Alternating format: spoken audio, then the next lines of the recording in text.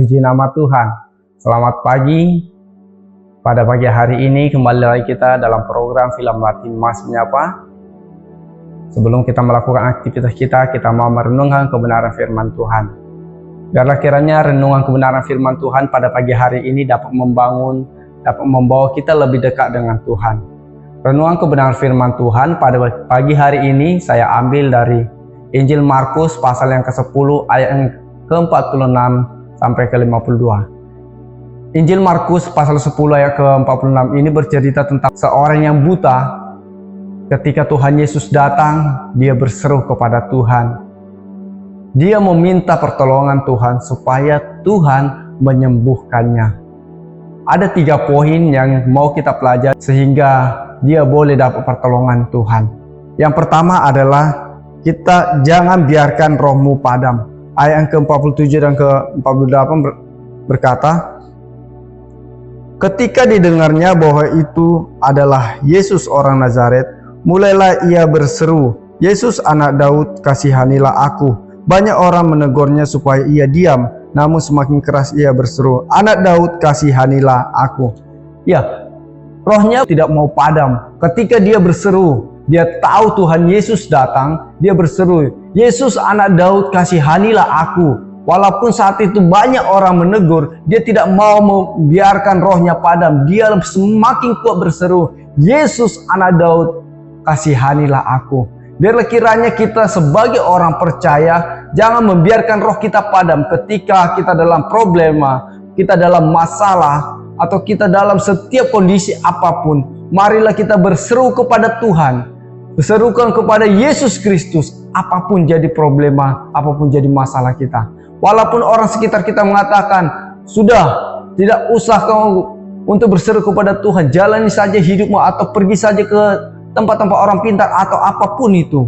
Tetapi sebagai orang percaya, marilah kita berseru kepada Tuhan. Jangan biarkan roh kita padam. Yang kedua, yaitu teguhkan panggilanmu. Ya, kita sebagai orang percaya, kita harus meneguhkan bahwa panggilan dalam hidup kita adalah sebagai orang percaya yang mengimani bahwa hanya Yesus Kristus satu-satunya sang juru selamat. Ya.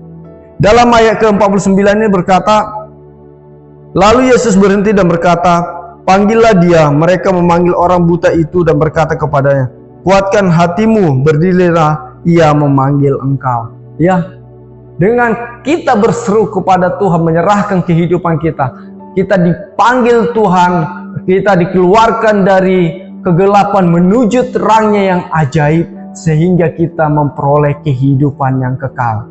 Ya, dikatakan bangkitlah, kuatkan hatimu. Mari bangkit, kuatkan hati kita untuk menjalani setiap kehidupan kita. Apapun badai di depan, kita harus kuat dan meneguhkan hati kita supaya kita menggenapi panggilan Tuhan, yaitu panggilan sorgawi dalam setiap kehidupan kita. Yang ketiga adalah tinggalkan jubahmu atau keistimewaanmu.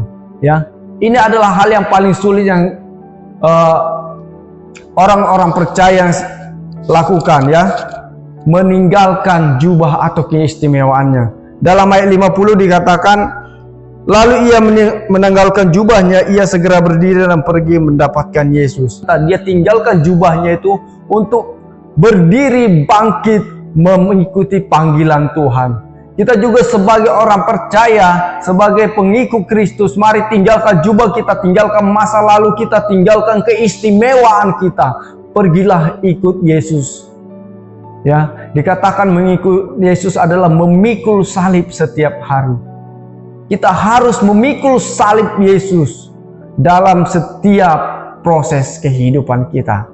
Inilah yang menjadi sebuah renungan dalam setiap kehidupan kita. Ketika kita berada dalam pekerjaan kita, lingkungan kehidupan kita, mari jangan biarkan rohmu padam. Jangan biarkan panggilan itu hilang darimu.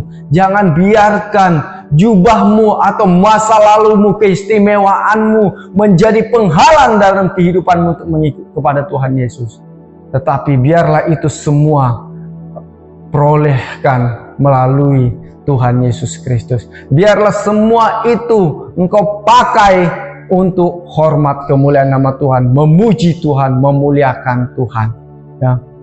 Dalam Matius pasal ke-8 ayat ke-9 sampai 20 dikatakan, pergilah.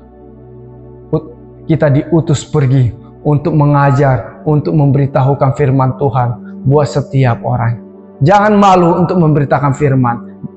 Melalui hidup kita, kita dapat memberitakan firman Tuhan. Melalui perkataan kita, kita dapat memberitakan firman Tuhan.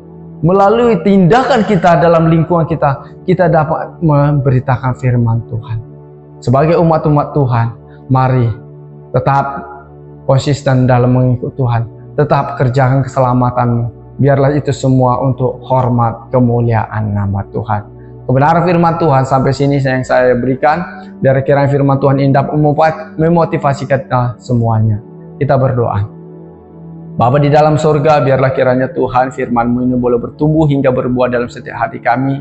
Kami boleh Tuhan menanam ke setiap hati kami bahwa kami adalah orang-orang yang memiliki roh dari Engkau, memiliki panggilan dari Engkau. Bahkan kami yakin dan percaya Tuhan, keistimewaan kami tinggalkan untuk mendapatkan keistimewaan yang Kau berikan dalam setiap kehidupan kami Tuhan. Terima kasih Bapa, terima kasih buat segala kebaikan kemurahan-Mu dalam setiap kehidupan kami. Ini kehidupan kami Tuhan, kami serahkan setiap aktivitas kami sepanjang hari ini, bahkan setiap pekerjaan usaha kami serahkan dalam tangan pengasihan-Mu. Engkau yang memberkati setiap kehidupan kami Tuhan. Terima kasih Bapa, kami akhiri renungan kami pada pagi hari ini. Dalam nama Tuhan Yesus Kristus kami berdoa dan mengucap syukur. Haleluya. Amin.